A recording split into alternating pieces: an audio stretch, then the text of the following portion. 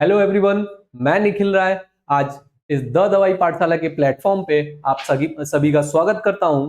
आज हम फार्माकोलॉजी देखेंगे।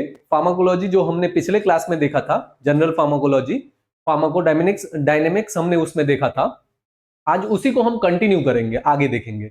इसमें हम फार्माकोकाइनेटिक्स के बारे में देखेंगे और कुछ टर्म्स हैं जो कि फार्माकोलॉजी में बहुत ज्यादा यूज होंगे, उनके बारे में हम अच्छे से देखेंगे। ठीक है, तो शुरू करते हैं, एकदम शुरू से शुरू करते हैं। ठीक है, तो लास्ट क्लास में हमने जनरल फार्माकोलॉजी पढ़ा था, इंट्रोडक्शन इसका देखा था। ठीक है, इसमें मैंने आपको कुछ क्वेश्चंस भी बताए थे अच्छे अच्छे, जैसे रूट ऑफ ड्रग एडमिनिस्ट्रेशन। याद है भाई?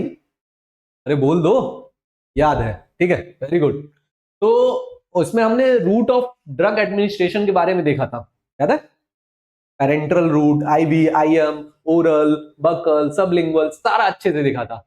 उससे 10 नंबर का क्वेश्चन एक लिख के ले ले। ठीक है, चलो आज हम देखेंगे आगे। तो ये सारी हिस्ट्री हो गई थी हमारी, हमने नेचुरल सोर्स वगैरह देख लिया था।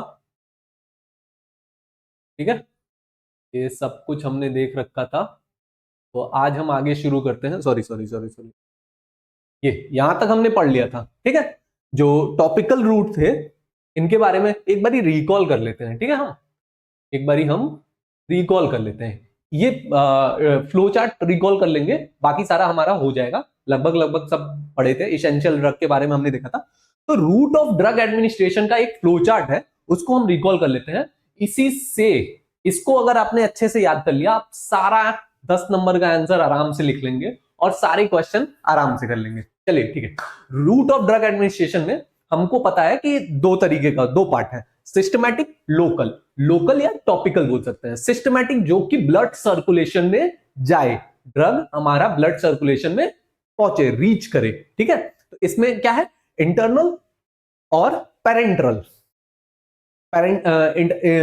इंटरनल में क्या है, ओरल, सबलिंगुअल, रेक्टल। ठीक है, ओरल जो हम मुंह से ले लें, सबलिंगुअल या बकल जो कि लंग के नीचे रखें। ठीक है, और रेक्टल जो rectal route of drug administration है उसके थ्रू। ठीक है, पेरेंट्रल में आ जाएगा इंजेक्शन, इनहेलेशन, ट्रांसडर्मल।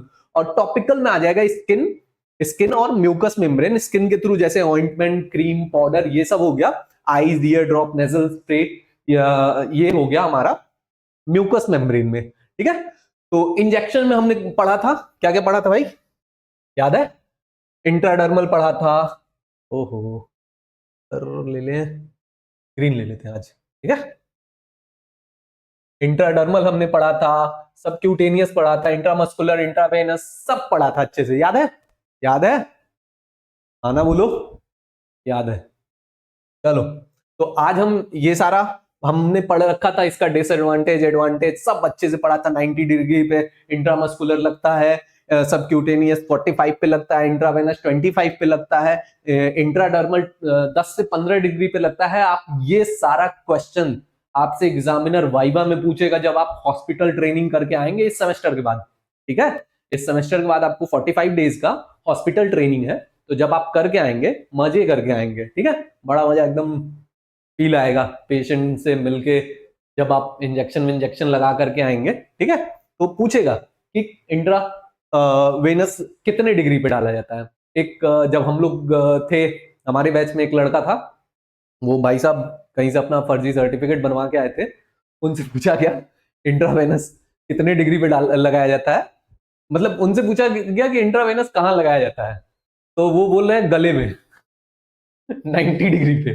तो ऐसा मत करना, सब लोग हॉस्पिटल ट्रेनिंग कर लेना। ठीक है, चलो आते हैं। अब हम कुछ टर्म्स हैं जिनके बारे में जानेंगे, जो कि फार्माकोलॉजी, पूरे फार्माकोलॉजी में बहुत बार यूज होते हैं। ठीक है, तो इनको हम पहले ही यूनिट में पढ़ लेंगे, हमारे सिलेबस में भी है ये सारे टर्म, तो अच्छे से पढ़ लेंगे ताकि जब भी आए हम, हमारा इनसे सामना हो, हम अच्छे से इनको जान सकें, समझ सकें और आगे बढ़ सकें। तो पहला टर्म है एगोनिस्ट। ठीक है, एगोनिस्ट, एगोनिस्ट नाम से कुछ समझ में आ रहा है? एगोनिस्ट, चलो देखते हैं। ये ऐसा ड्रग या सब्सटेंस है जो कि बाइंड करता है रिसेप्टर से और कॉज कराता है सेम फार्माकोलॉजिकल एक्शन शो करता है जो नॉर्मली सब्सटेंस बाइंड करके उस रिसेप्टर से बायोलॉजिकल रिस्पॉन्स देते हैं उनके जैसा, ठीक है। तो ये एक तरीके से मिमिक कर रहा है एक्शन को, ठीक है। तो क्या करेगा, रिसेप्टर से बाइंड करेगा और सेम फार्माकोलॉजिकल एक्शन शो करेगा as the substance that normally bind to the receptor, ठीक है। अब ये एगोनिस्ट है, ये रिसेप्टर से बाइंड किया, ये ड्रग के लिए ही बोला जाता है। ऐसा मतलब ड्रग होगा या सब्सटेंस होगा जो कि रिसेप्टर से जाकर के बाइंड करेगा। हमारे बॉडी में नॉर्मल वो कोई ऐसा एक सब्सटेंस होगा जो कि उस रिसेप्टर से बाइंड करता था और वो बायोलॉजिकल रिस्पॉन्स शो करता था, ठीक है। अब हम आ गए डिजीज कंडीशन में, तो बाहर से हमने ड्रग लिया या कोई ऐसा सब्सटेंस लिया, तो हम उसको खाए, अंदर गया हमारा, तो ये ड्रग जाकर के उसी रिसेप्टर से बाइंड करेगा और वही फार्माकोलॉजिकल एक्शन शो करेगा जो पिछला वाला कर रहा था, ठीक है। समझ में आई बात? तो एगोनिस्ट हो गया। अब एगोनिस्ट कितने टाइप का है? दो टाइप का है, फुल एगोनिस्ट, पार्शियल एगोनिस्ट, ठीक है। फुल एगोनिस्ट, देखो एगोनिस्ट रिसेप्टर से बाइंड किया, कन्फर्मेशनल चेंज दिया थोड़ा सा और टर्न ऑन स्टेट आ गया, इसका स्टेट मतलब टर्न ऑन हो गया, बायोलॉजिकल रिस्पॉन्स शो कर दिया, ठीक है। अब फुल एगोनिस्ट क्या है? फुल एगोनिस्ट है जब मैक्सिमम रिस्पॉन्स मिले हमें, प्रोड्यूस करता है maximum response that can be achieve by stimulating the receptor, ठीक है। मैक्सिमम पूरा का पूरा रिस्पॉन्स मिल रहा है। मॉर्फिन लेंगे जब हम तब, तो मॉर्फिन क्या है? फुल एगोनिस्ट का एग्जांपल है। ऑपोइड रिसेप्टर पे मॉर्फिन जाएगा, बाइंड करेगा और पूरा रिस्पॉन्स, मैक्सिमम रिस्पॉन्स देगा, ठीक है। तो फुल एगोनिस्ट समझ में आ गया, मैक्सिमम रिस्पॉन्स के लिए होता है। अब आता है अगला पार्शियल एगोनिस्ट, ठीक है। पार्शियल एगोनिस्ट, ठीक। 2 नंबर में पूछेगा डिफाइन एगोनिस्ट, तो आप ये पूरा बता देंगे, ठीक है। ये फिगर बना देंगे अच्छे से, आपको 2 नंबर मिल जाएंगे, ठीक है। पार्शियल एगोनिस्ट बाइंड तो करेगा, एक्टिवेट भी करेगा रिसेप्टर को, बट प्रोड्यूस वीकर और partial response as compare to full agonist, ठीक है। बाइंड भी करेगा, एक्टिवेट भी करेगा और वीकर रिस्पॉन्स देगा, ठीक, पार्शियल एगोनिस्ट। चलो इसका एग्जांपल क्या देखते हैं, क्या है? ब्यूप्रेनोफ्रिन पार्शियल एगोनिस्ट है ओपोइड रिसेप्टर पे, ठीक है। समझ में आई बात? मॉर्फिन फुल एगोनिस्ट है और पार्शियल ब्यूप्रेनोफ्रिन है। चलो अब आता है अगला एंटागोनिस्ट, ठीक है। अब एगोनिस्ट टर्म जो कि रिस्पॉन्स दे रहा है पूरा, मैक्सिमम भी दे रहा है, पार्शियल भी दे रहा है, एज इट इज दे रहा है, ठीक है, सेम दे रहा है। तो अब आएगा एंटागोनिस्ट जो है, एगोनिस्ट इसमें छिपा है। अब एंटा है तो मतलब ये रिस्पॉन्स इसको रोकेगा। चलो देखते हैं क्या करता है। दीज आर दो ड्रग सब्सटेंस विच है सिमिलर स्ट्रक्चर लाइक एगोनिस्ट। क्या है? एकदम सिमिलर है एगोनिस्ट की तरह, ठीक है। राम और श्याम, ठीक, वो राम ये श्याम, श्याम ना बोलो बवाल हो जाएगा। चलो सिमिलर स्ट्रक्चर है, बाइंड करेगा सेम रिसेप्टर से, but do not give any pharmacological action, ठीक है। कोई फार्माकोलॉजिकल एक्शन नहीं शो करेगा। ये आएगा हमारी बॉडी में, रिसेप्टर से बाइंड करेगा, लेकिन कोई फार्माकोलॉजिकल एक्शन शो नहीं करेगा। तो ये अब क्या कर रहा है? एगोनिस्ट के केस में एगोनिस्ट एंटागोनिस्ट दोनों है, तो ये कॉम्पिटिट करेगा उनसे। तो एक होते हैं कॉम्पिटिटिव, एक होते हैं नॉन कॉम्पिटिटिव, ठीक है। तो इससे हम समझ गए एंटागोनिस्ट कितने टाइप का है, कॉम्पिटिटिव और नॉन कॉम्पिटिटिव। देखो एंटागोनिस्ट एक बार फिर से देख लेते हैं। दीज आर दो drug substance which are similar to the which have similar structure like agonist, which bind with the receptor and do not show any pharmacological action. They block the receptor and inhibit the agonist or natural substance bind with the receptor, ठीक है। ये receptor को block कर देगा और जो agonist था या नेचुरल सब्सटेंस जो उस रिसेप्टर से बाइंड करता था और बायोलॉजिकल रिस्पॉन्स शो करता था, ये ऐसा उनको बाइंड नहीं करने देगा और कोई बायोलॉजिकल रिस्पॉन्स नहीं आएगा, ठीक है। तो देखो एगोनिस्ट लाल मतलब खतरे की घंटी, बाइंड किया, टर्न ऑफ कर दिया, नो बायोलॉजिकल रिस्पॉन्स, ठीक है।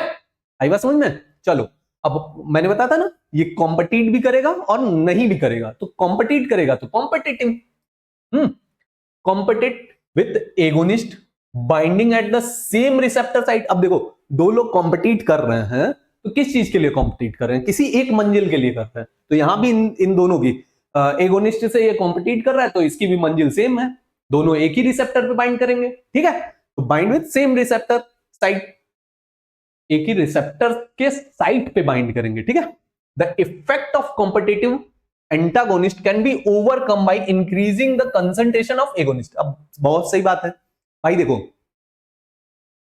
दो ग्रुप में लड़ाई हो रही है कोई एक कुर्सी पाने के लिए, एक गद्दी पाने के लिए। तो जिस ग्रुप को मैं नंबर ऑफ मतलब उस ग्रुप में नंबर ऑफ पर्सन अगर बढ़ गए तो वो लोग जीत जाएंगे। ठीक है, तो इसी तरीके से एगोनिस्ट का अगर हम कंसंट्रेशन बढ़ा दें तो इसके इफेक्ट, एंटागोनिस्ट के इफेक्ट को वो ओवरकम कर लेगा भाई, बहुमत में है, जीत जाएगा, जाके जबरदस्ती बैठ जाएगा उस जगह पे, इस सीट को जबरदस्ती ले लेगा। ठीक, तो जीत जाएगा। तो इसके इफेक्ट को ओवरकम किया जा सकता है। ठीक है, अब आते हैं इसका एग्जांपल क्या है कॉम्पिटिटिव का। Naloxone which compete with opioid to the opioid receptor, opioid receptor पे बाइंड करने के लिए ओपॉइड से ये कॉम्पिटिट करता है। अगर ये जीत गया तो भाई ओपॉइड अपना एक्शन शो नहीं कर पाएगा, कोई बायोलॉजिकल रिस्पॉन्स नहीं दे पाएगा। अगला आता है नॉन कॉम्पिटिटिव एंटागोनिस्ट। ठीक है, नॉन कॉम्पिटिटिव एंटागोनिस्ट में क्या है, अब ये कॉम्पिटिट ही नहीं करेगा भाई साहब, ये दबंग आदमी है। ठीक है, ठीक है, मिर्जापुर वाला। चलो, तो ये कॉम्पिटिट नहीं करेगा, लेकिन ये काम भी नहीं होने देगा, बायोलॉजिकल रिस्पॉन्स भी नहीं शो करने देगा। तो देखते हैं क्या कर रहा है ऐसा, कहां ऐसा बाइंड कर रहा है, bind to the different site. ठीक है, ये उस सीट पे नहीं बैठेगा, कहीं और बैठेगा और एक्शन नहीं होने देगा। ठीक है, डिफरेंट साइट पे बाइंड करेगा। उस साइट को क्या बोलेंगे, एलोस्टेरिक साइट। ठीक है, क्या बोलेंगे, एलोस्टेरिक साइट। ठीक है, ऑन द रिसेप्टर, और इरिवर्सिबली बाइंड कर रहा है to the same site as the agonist. ठीक है, एलोस्टेरिक साइट पे बाइंड करेगा रिसेप्टर के, या फिर इरिवर्सिबली बाइंड करेगा सेम साइट पे। चलो, तो ये एलोस्टेरिक साइट पे बाइंड करेगा और इरिवर्सिबली बाइंड करेगा सेम साइट पे, कॉज करेगा अ change in the receptor structure, receptor की स्ट्रक्चर में थोड़ा सा चेंज ला देगा। ठीक, अब तो कॉम्पिटिटिव हमने देख लिया, अब अगला है नॉन कॉम्पिटिटिव रिसेप्टर। ठीक है, नॉन कॉम्पिटिटिव, ये भाई दबंग आदमी है। नॉन कॉम्पिटिटिव एंटागोनिस्ट हमारे दबंग आदमी है। ठीक है, ये किसी से कॉम्पिटिट वॉम्पिटिट नहीं करते हैं, किसी एक गद्दी के लिए ये नहीं लड़ाई करते हैं, ये अपना काम करेंगे और एगोनिस्ट को या नेचुरल सब्सटेंस हो उसको एक्शन नहीं करने देंगे, कोई बायोलॉजिकल रिस्पॉन्स नहीं देने देंगे। ठीक है, तो ये बाइंड करेंगे। देखो अब इनका कंपटीशन नहीं है किसी से, तो वो उस सीट पे तो जाके बैठेंगे नहीं, कहां बैठेंगे, बैठेंगे भाई साहब हमारे किसी अदर सीट पे, डिफरेंट साइट पे, बाइंड एट डिफरेंट साइट, उसको हम क्या बोलेंगे, एलोस्टेरिक साइट। ठीक है, एलोस्टेरिक साइट पे ये बाइंड करेंगे, या इरिवर्सिबली उसी साइट पे बाइंड कर सकते हैं, इरिवर्सिबली बाइंड करेंगे। ठीक है, एक बार बैठ गए तो छोड़ेंगे भी नहीं। ठीक है, चलो, सेम साइट और irreversibly bind same site as the agonist, जैसे एगोनिस्ट करता है। हाँ, और क्या करेंगे, चेंज कर देंगे, causing a change in the receptor structure और फंक्शन, रिसेप्टर स्ट्रक्चर और फंक्शन। ठीक है, रिसेप्टर का स्ट्रक्चर चेंज कर देंगे और उसका फंक्शन चेंज कर देंगे। ठीक है, चलो देखते हैं कैसे चेंज करेंगे। अब मान ले भैया ये हमारा रिसेप्टर है। ठीक है,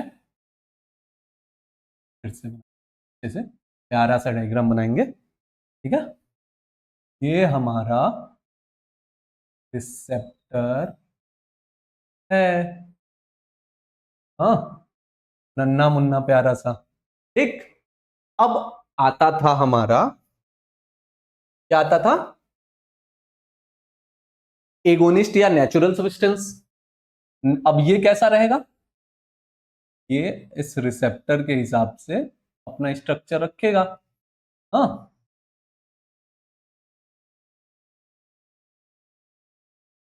ठीक है, ये कुछ इस तरीके का रहेगा,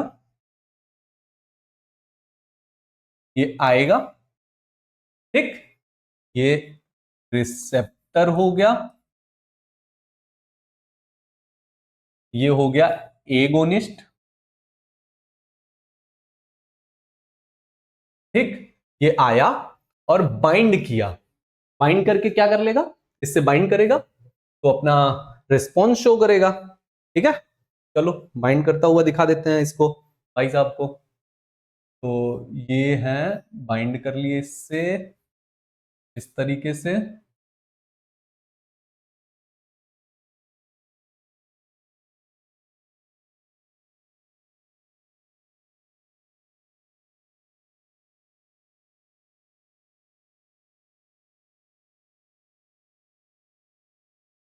ठीक है। तो ये क्या बन गया, एगोनिस्ट या ड्रग,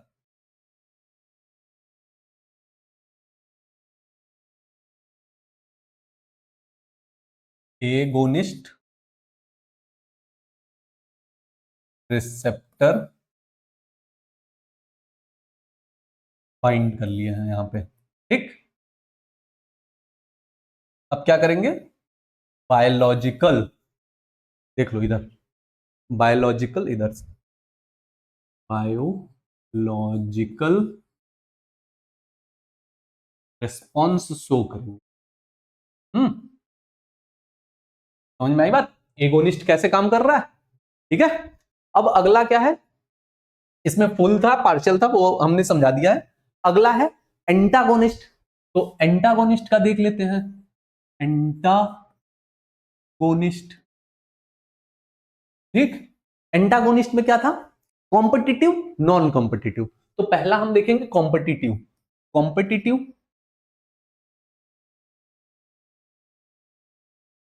कॉम्पिटिटिव में क्या देखेंगे, अब भाई देखो, एक ही रिसेप्टर होगा, एक रिसेप्टर होगा, ये इस प्रकार से, ठीक है।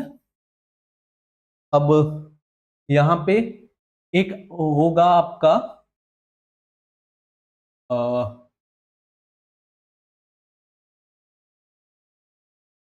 ये हो गया हमारा एगोनिस्ट, हाँ। अब अगला क्या होगा, अब अगला होगा हमारा एंटागोनिस्ट, एंटागोनिस्ट का भी लगभग सिमिलर और उससे थोड़ा सा अच्छा ही हो सकता है, ठीक है। दिख रहा है ये कलर, नहीं दिख रहा है, चलो दूसरा कलर ले लें, ठीक है। क्या ले लें कलर, बताओ भाई, कलर क्या ले लें, ग्रीन ले लेते हैं, ठीक है। चलो एंटागोनिस्ट,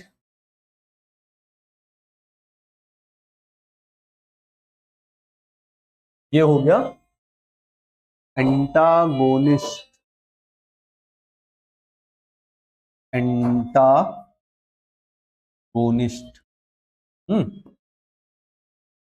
अब ये दोनों, ये एगोनिस्ट और ये एंटागोनिस्ट, ठीक है, ये एगोनिस्ट और ये एंटागोनिस्ट क्या करेंगे, कॉम्पिटिट करेंगे एक दूसरे से, हाँ। अब ये भाई साहब आएंगे, ये भी आने की कोशिश करेंगे, लेकिन अगर ये जीत गया तो क्या होगा, क्या होगा, क्या होगा भाई, चलो देखते हैं क्या होगा, पढ़ तो लिए खैर फिर से देख लेते हैं, ठीक। ये भाई साहब जीत गए हमारे, ठीक, ये भाई साहब हमारे जीत गए, ठीक। तो ये आके बाइंड करेंगे, जीत गए तो भाई, हाँ जीत का जश्न मनाएंगे, ये आके बाइंड कर लिए, ठीक, ये बाइंड कर लिए, तो ये क्या बन गया, एंटागोनिस्ट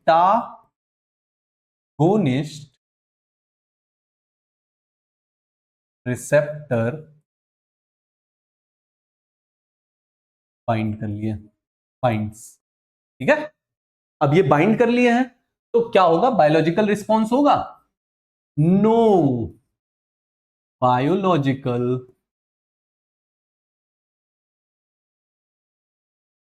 रिस्पॉन्स, ठीक है। आई बात समझ में, कॉम्पिटिटिव वाला अगर आकर के बाइंड कर लिया तो कोई बायोलॉजिकल रिस्पॉन्स नहीं होगा, खैर नॉन कॉम्पिटिटिव वाले में भी यही होगा, ठीक है। तो अगला देख लेते हैं नॉन कॉम्पिटिटिव। दूसरा क्या है हमारा? Non competitive. नॉन कॉम्पिटिटिव, ठीक है। चलो, इसमें क्या है? इसमें जो हमारा रिसेप्टर होगा ना, जो हमारा रिसेप्टर होगा, इसमें बाइंडिंग साइट तो ये है, हाँ,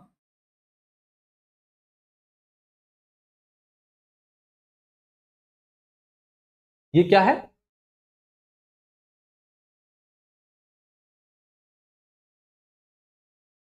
बाइंडिंग साइट, हाँ। और ये क्या है? एलोस्टेरिक साइट, ठीक है। क्या है? एलोस्टेरिक साइट, ठीक। तो हमारा जो नॉन कंपिटिटिव एगोनिस्ट होगा, वो सॉरी नॉन कंपिटिटिव एंटागोनिस्ट होगा, वो आएगा, इससे बाइंड कर लेगा, ठीक। इससे आकर के बाइंड कर लेगा, और हमारा यहीं पे पड़ा रहेगा एगोनिस्ट या कोई ड्रग या नेचुरल सब्सटेंस। एगोनिस्ट या नेचुरल सब्सटेंस यहीं पे रहेंगे, ठीक। ये आएंगे बाइंड करने, इनको ये नहीं होने देगा। कैसे नहीं होने का देगा? देखो, अब ये बाइंड कर लिया आकर के, तो क्या होगा इस केस में? क्या हो जाएगा देख लेते हैं। चलो चलो देखते हैं। अब ये भाई साहब आकर के बाइंड तो कर लिए यहाँ पे, ठीक है। ये बाइंड तो कर लिए। कौन बाइंड कर लिया है? Non competitive antagonist. इनको बाइंड करा देते हैं पहले। ये बाइंड कर लिए, तो ये करेंगे क्या? ये बाइंड करके इस साइट का, जो बाइंडिंग साइट था, मेन बाइंडिंग साइट था, उसका स्ट्रक्चर ही चेंज कर देंगे, कुछ ऐसा कर देंगे, ठीक। कुछ ऐसा कर देंगे, ठीक। स्ट्रक्चर चेंज हो जाएगा। ये स्ट्रक्चर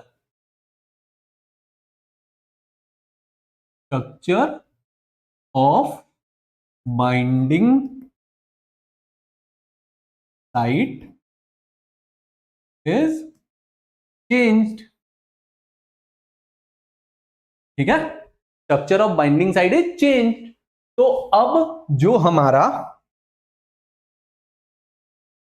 एगोनिस्ट था या नेचुरल सब्सटेंस जो कि बाइंड होने जा रहा था, वो नहीं हो पाएगा, ठीक है। तो क्या हो जाएगा? नो बायोलॉजिकल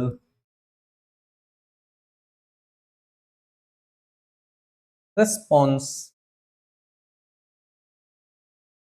ठीक है। आई बात समझ में? कोई बायोलॉजिकल रिस्पॉन्स नहीं शो करेगा। चलो, तो हमने देख लिया ये agonist, antagonist, competitive, non competitive. इसका एग्जांपल देख लेते हैं। केटामाइन है, नॉन कॉम्पिटिटिव एंटागोनिस्ट है, एनएमडीए रिसेप्टर पे नॉन कॉम्पिटिटिवली बाइंड करके एलोस्टेरिक साइट से उसको अपना रिस्पॉन्स नहीं देने देता है, ठीक। अब कुछ टर्म है जैसे कि एडिक्शन, टॉलरेंस, ये सब के बारे में। एडिक्शन नाम सुना होगा, अरे वो एडिक्टेड है वो, आपने कहीं ना कहीं सुना होगा कि अरे इनके लड़के भाई साहब बहुत एडिक्टेड हैं किसी चीज के लिए, मदिरा के लिए, ठीक है, ठीक है। अभी कॉलेज में आ गए होगे, थर्ड ईयर तक आते आते तो शुरू हो जाता है, भैया ये सब मत करना, यहाँ आ जाओगे यही सब कैटेगरी में। हाँ, चलो एडिक्शन देखते हैं कौन कौन है, ऐसा करने वाला कौन कौन है। कोई नहीं रहना चाहिए, ठीक है। चलो एडिक्शन देखते हैं। एडिक्शन क्या है? स्पेसिफिक साइड या एडवर्स इफेक्ट। स्पेसिफिक, कोई स्पेसिफिक साइड इफेक्ट होगा या एडवर्स इफेक्ट होगा, हाँ, of drug cause by prolong use. लगातार यूज करने से कोई स्पेसिफिक साइड इफेक्ट आ जाए या एडवर्स इफेक्ट आ जाए, ठीक है। अब साइड इफेक्ट, एडवर्स इफेक्ट में जैसे हम कोई मेडिसिन ले रहे हैं, ठीक है, जैसे एक एपिलेप्सी के केस में हो रहा है, ठीक।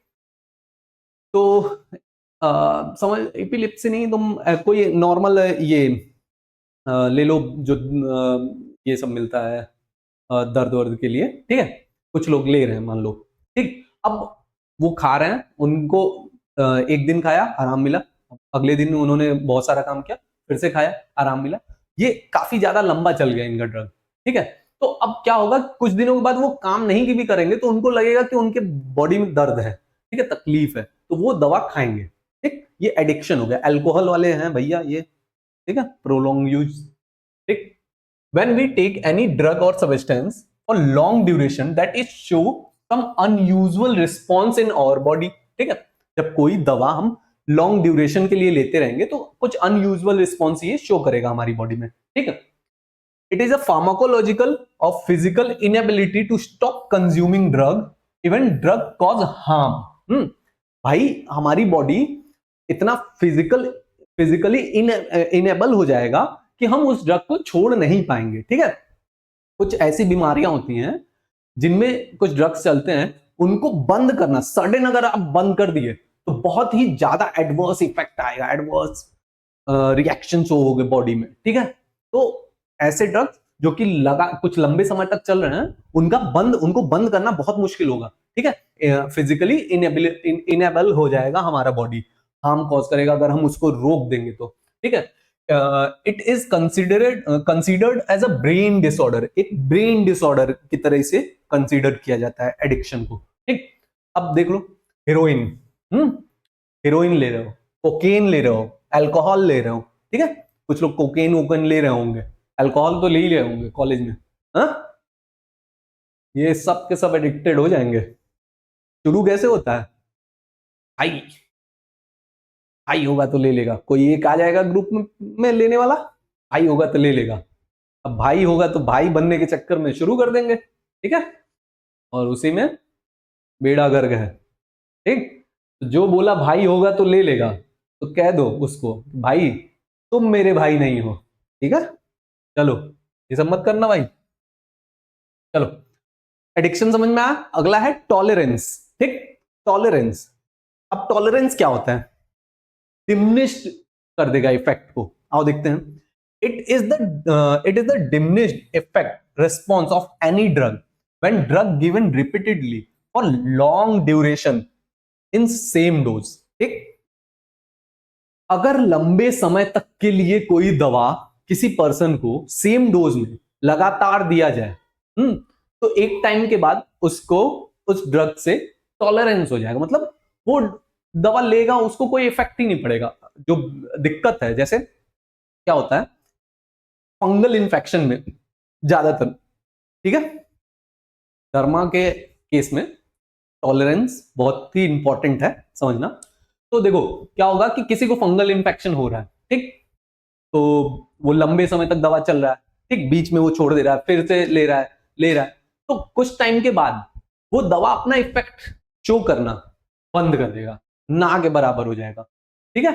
तो सेम डोज पे लंबे समय तक अगर दवा ले रहे हैं तो वो अपना इफेक्ट नहीं शो कर पाता अच्छे से, ठीक। अभी जैसे 650 mg पैरासीटामोल में वो था, पहले 500 mg चलता था, 500 mg जब कोरोना आया तो डॉक्टर ने 650 mg लिखना शुरू कर दिया, ठीक है। अब 650 mg उस टाइम तो ठीक है कि फीवर कम हो गया लोगों का, लेकिन इससे क्या हो गया कि बॉडी तुम्हारी कैसी हो गई कि अब तुमको बुखार होगा तो तुम 500 mg लो, तुमको कुछ असर ही नहीं होगा, ठीक, 650 लेना ही पड़ेगा, ठीक। चलो, it happens when person no longer respond to drug in the way did it first। पहले जैसे वही बताया, पहले 500 mg पे काम चल जाता था, अब वैसा नहीं होगा। So it take higher dose अब लेना पड़ेगा, 650 mg लेना पड़ेगा drug to achieve the same effect when person first used it, ठीक है। Excess use of paracetamol example है पैरासीटामोल का, ठीक है, यही वाला है कहानी, mg बढ़ाए जाओ रिस्पॉन्स पाए जाओ, ठीक है। चलो डिपेंडेंस क्या है, अब देखो एडिक्शन है, टॉलरेंस है, सब एक ही जैसा मिलता जुलता वर्ड है, डिपेंडेंस है। अब एडिक्शन डिपेंडेंस में डिफरेंस क्या है, ठीक है। एडिक्शन एडिक्ट हो जाना, डिपेंडेंस जो कि उस पर डिपेंड करना। When a person take any drug substance for longer duration for any reason और cure then our body become dependent on that drug, behave normal with that drug.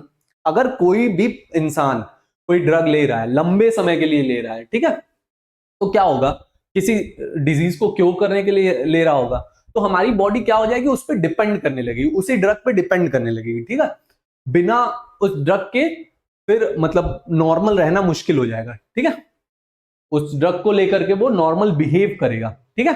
चलो, if body not receive that drug then it may cause unusual effect such as headache, nausea, discomfort, ठीक है। अगर body उस drug को नहीं ले रही है तो हेडेक होगा, नोजिया होगा, डिस्कम्फर्ट होगा, ठीक है, ये सारी दिक्कतें आएंगी, ठीक है। Excess use of analgesic drug, analgesic drug का एक्सेस यूज करेंगे तो ये दिक्कत होगा, ठीक है, पेन किलर जो होता है। चलो, अब आता है टैकीफाइलैक्सिस। टैकी नाम, टैक्सी तेज, चलो, टैकी से टैक्सी, टैक्सी मतलब तेज, ठीक है। चलो, rapid decrease in the response of drug upon repeated administration of the same dose in short interval. Response of drug, drug का रिस्पॉन्स रैपिडली डिक्रीज कर देगा, ठीक है, अगर हम रिपीटेड एडमिनिस्टर्ड कर रहे हैं ड्रग को सेम डोज शॉर्ट इंटरवल पे, तो उसका रिस्पॉन्स बहुत तेज कम होगा। इसको और क्या कहते हैं, एक्यूट टॉलरेंस भी बोलते हैं। एफेड्राइन है, निकोटीन है, इन सब का यूज से होता है, ठीक। अब जैसे क्या होता है कि फर्स्ट ईयर में आकर के नए नए घर से निकले थे बच्चे कॉलेज में और पनवाड़ी की दुकान पे पहुंच गए, दिन में एक पीने लगे पनवाड़ी से, ठीक। अब सेकेंड ईयर में 2 हुआ, थर्ड ईयर में डब्बा हो गया पूरा, ठीक। तो अब उनको एक लेने पे नहीं समझ में आएगा, ठीक है, कोई रिस्पॉन्स नहीं है, तो डिक्रीज हो गया, ठीक है, क्या बोलते हैं, रैपिड डिक्रीज हो गया response of drug repeated administration पे, ठीक है, सेम शॉर्ट इंटरवल पे वो जल्दी जल्दी ले रहे हैं, तो उसका पहली बार अगर वो लिए होंगे तो एकदम पूरा बड़ा शरीर वरीर झंझना वंझना गया होगा। लेकिन अब कहते हैं ना कुछ लोग, तुम अगर चाय वाय पीने जाओ तो सुनने को मिलेगा, अरे यार अब तो ये चढ़ती भी नहीं है, यही है, ठीक है। चलो, इडियोसिंक्रेसी क्या है, it is a condition in which side effect of any drug is seen only in very less population, जैसे ibuprofen है, ठीक है, कुछ लोगों में उसका साइड इफेक्ट शो होता है, ठीक। तो वही कह रहा है, साइड इफेक्ट किसी ड्रग का बहुत कम पॉपुलेशन में हो रहा है, ठीक है, और पर्टिकुलर पर्सन में दिख रहा है किसी, these effect known as idiosyncrasy, syncretic effect, ठीक है। बार्बिचुरेट्स हो गया, सीएनएस डिप्रेसेंट की तरह होता है, उसका भी साइड इफेक्ट कुछ लोगों में दिखता है, but it cause some side effect such as mental confusion, ले लेंगे तो वो मेंटली बहुत कंफ्यूज हो जाएंगे, and excitement in some people, बहुत ज्यादा कुछ लोग एक्साइटेड भी हो जाएंगे बार्बिचुरेट्स को लेने के बाद। बार्बिचुरेट्स के बारे में अच्छे से आगे पढ़ेंगे हम अभी, ठीक है। अगला आता है एलर्जी या ड्रग एलर्जी, ठीक है। एलर्जी क्या है, सुना होगा ना कि अरे इनको इस चीज से एलर्जी है, ठीक है, कुछ लोगों को पढ़ाई से एलर्जी होती है, इसको पढ़ाई से एलर्जी है, भैया 3-4 बैक आएगा एकदम दबा के। Some drug substance cause unwanted side effect और adverse effect to our body, कुछ ड्रग सब्सटेंस है जो कि अनवांटेड साइड इफेक्ट कॉज करते हैं हमारी बॉडी पे और कुछ एडवर्स इफेक्ट शो करते हैं। An abnormal reaction in immune system to a medication और ड्रग, ये एक एलर्जी क्या है, एबनॉर्मल रिएक्शन है इम्यून सिस्टम का, ठीक है, मेडिकेशन और ड्रग पे एबनॉर्मल रिएक्शन शो करता है, तो इस वजह से एलर्जी होता है। आइब्यूप्रोफेन से एलर्जी है, ठीक है, किसी को एस्प्रिन से एलर्जी है किसी को, ठीक है, तो ये सब याद रखना। Most common form of allergic reaction are skin reaction such as rashes और इचिंग, ठीक है। अब कुछ लोग आइब्यूप्रोफेन से जिसको एलर्जी है उनको स्किन रिएक्शन हो जाएगा, इचिंग होने लगेगी, रैशेज आने लगेंगे, ठीक है, तो होता है। एस्प्रिन से भी बहुत लोगों को देखा जाता है, ठीक है। अब अगला है एक हमारे उसमें दिया हुआ है सिलेबस में, स्पेयर रिसेप्टर। तो स्पेयर रिसेप्टर क्या है, रिसेप्टर आपने देख लिया, स्पेयर रिसेप्टर क्या है, These are those receptors which are not occupied by the drug molecule to produce 100% response. देखो एक साइड पे काफी सारे वो होंगे, रिसेप्टर्स होंगे, ठीक है। अब ड्रग आया, ड्रग मॉलिक्यूल मतलब मैक्सिमम को बाइंड कर लिया, कुछ रिसेप्टर बाकी रह गए, तो उनको क्या बोला जाएगा? अब ड्रग अपना जाएगा, काम करेगा, तो उस वो रिसेप्टर कोई काम कर नहीं रहा है, उससे कोई बाइंड नहीं किया, तो उस रिसेप्टर को क्या बोला जाएगा? स्पेयर रिसेप्टर, ठीक है। तो उस समय ड्रग 100% रिस्पॉन्स नहीं शो करेगा। Beta 1 receptor occupied only 90% drug.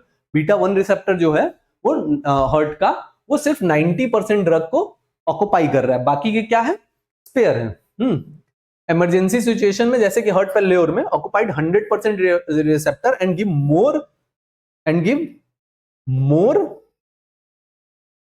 Pharmacological action. Heart failure के कंडीशन में क्या होता है कि 100% ऑक्यूपाई करता है और ज्यादा से ज्यादा रिस्पॉन्स शो करने की कोशिश करता है। तो ये सब हमारे कुछ टर्म्स थे जिनको हमने